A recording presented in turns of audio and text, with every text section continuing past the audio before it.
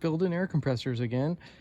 This time my other compressor had a rusted tank and it kept leaking, so I was looking for another tank and I found this one.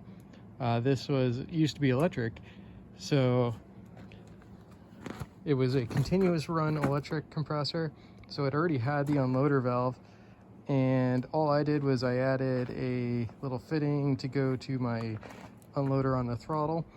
So now this motor throttles down like it should. It's an 8-horse old Briggs. It seems to be perfectly mated horsepower wise. It has plenty of power, keeps up. What I did for the pulley was actually I shortened the belt a little bit, because originally this had a 7.5-inch pulley. That's a 4.5-inch pulley, because now this motor spins at about 3,400 RPM, and the pulley on the pump is right around 900. So anyway, let me fire it up. I'll show you what it sounds like.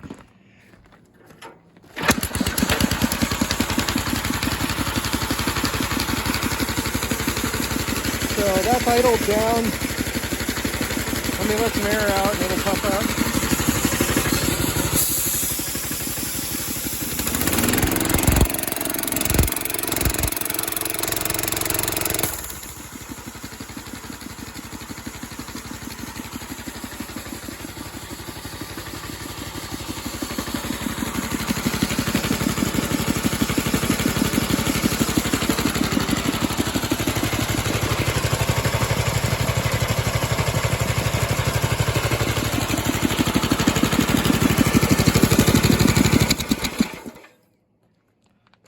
Yeah, seems pretty good. I'm happy with that. It's gonna be a lot safer than the rusted one, and performance seems to be about the same or better, so I'm happy.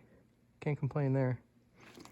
So I'll get this up in the truck and I might paint it. I don't know, it's pretty dirty. It really does need a paint job.